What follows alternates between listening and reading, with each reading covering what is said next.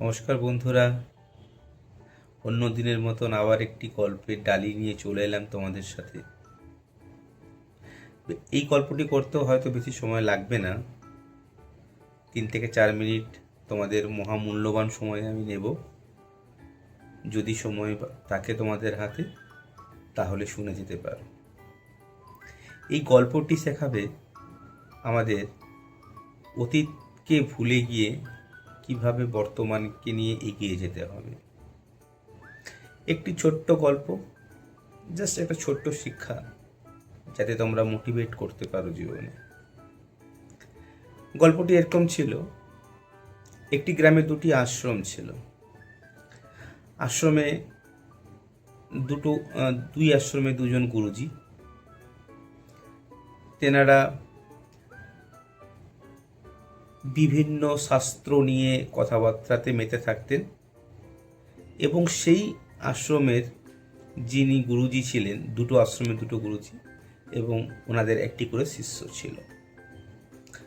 তো শাস্ত্র নিয়ে ওনারা মেতে থাকতেন। ওনারা একে অপরকে প্রচণ্ড সমীহ করতেন, সম্মান করতেন। কিছুদিন যাওয়ার পর কি হয়, শাস্ত্র নিয়ে তর্ক বিতর্ক থাকতে থাকতে ওনাদের মধ্যে একটা কম্পিটিশন ভাব চলে আসে। তো ওই গুরুজিদের মধ্যে একটা অশান্তি তুমুল সৃষ্টি হয়, যাতে করে তারা মুখ দেখা দেখিও বন্ধ করে দেয়। যেহেতু 2টো আশ্রমের 2টো গুরুজি মুখ দেখা দেখি বন্ধ করে দিয়েছে, ওনাদের শিষ্যরাও তাই মুখ দেখা দেখি বন্ধ করে দিয়েছিল। এই ঘটনাচক্রে একটি আশ্রমের শিষ্য কালচক্রে বাইরে যায় বাজার করতে এবং অন্য একটি আশ্রমের শিষ্যও আসে সেখানে, এবং দেখা হতেই জিজ্ঞেস করে যে কি হে, কোথায় যাচ্ছ ভাই? একটি আশ্রমের শিষ্য অন্য একটি আশ্রমের শিষ্যকে জিজ্ঞেস করে, বলে ওঠে, হাওয়া যেদিকে নিয়ে যাচ্ছে সেদিকেই যাচ্ছি, আমি তো পড়ে থাকা পাতার মতো, উড়িয়ে যেখানে নিয়ে যাচ্ছে সেখানেই যাচ্ছি আমি। তো সেই কথাটি শুনে তার একটু হজম হয় না এবং এসে প্রথম আশ্রমের গুরুজিকে বলে যে আজকে ওই আশ্রমের শিষ্যের সঙ্গে দেখা হয়েছিল, তো আমাকে এরকম বাঁকা ধরনের উত্তর দিয়েছে। গুরুজি বলে ওঠে, তুমি কিন্তু হারবে না, তুমি হারবে না, তুমি এরপরে দিন দেখা হবে, সেদিনকে বলবে হাওয়া যেদিকেই যাক, হাওয়া তো বন্ধ হয়ে গেছে, এখন তুমি কোথায় যাবে? সেই কথাটি মনে রাখলো শিষ্য এবং পরের দিন আবার দেখা হলো, বাজার যাচ্ছিল, আবার একইভাবে দেখা হলো। এবারে কিন্তু দেখা হয়ে জিজ্ঞেস করলো, কি হে, কোথায় যাচ্ছ?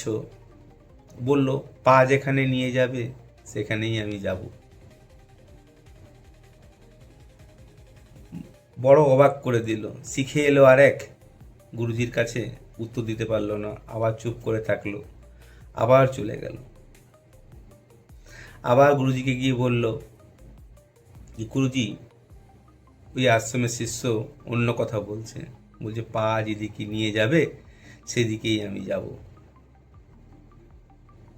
তখন গুরুজি বলে উঠল যে ওকে বলবে যে তোমার যদি পাই না থাকে তাহলে তুমি কি করবে? সেই কথাটা শিষ্য আবার ধরে নিল এবং পরের দিনকে আবার দেখা হলো, বাজার যাওয়ার পথে জিজ্ঞেস করলো একই প্রশ্ন, কি হে, কোথায় যাচ্ছ ভাই? ওই শিষ্য আবার বলে উঠল, এবার কিন্তু কোনো ভনিতা করেনি, এবার কিন্তু জাস্ট সরাসরি বলে উঠল, এই তো বাজার যাচ্ছি। তার মানে যেটা শিখে এলো অতীত থেকে, সে উত্তর দিতে গেল, উত্তরটি মিলল না, আবার সরাসরি হেরে গেল। অর্থাৎ ছোট্ট একটা গল্প, এই গল্প থেকে আমরা কি বুঝতে পারি? সত্যি বোঝার আমাদের অনেক কিছু আছে জীবনে। এই জন্য সবসময় বলে উঠি, এই জন্য এই জীবন পরিবর্তনশীল। যদি তুমি অতীতকে নিয়ে সময় অতিবাহিত করো তাহলে সময় পেরিয়ে যাবে, জীবনে এগোতে পারবে না। জীবনে এগিয়ে যেতে অতীতকে ভুলে যেতে হবে। অতীতের হিসেবে জীবনকে নিয়ে এগোলে সত্যি তোমাকে পিছিয়ে পড়তে হবে। তাই বন্ধুরা, এগিয়ে চলো, অতীত থেকে শিক্ষা নিয়ে, অতীতকে সঙ্গে নিয়ে নয়। গল্পটি যদি ভালো লেগে থাকে দয়া করে সাবস্ক্রাইব এবং লাইক করবেন। আজকের মতন এখানেই, আবার নতুন গল্প নিয়ে এসে আপনার সামনে হাজির হব।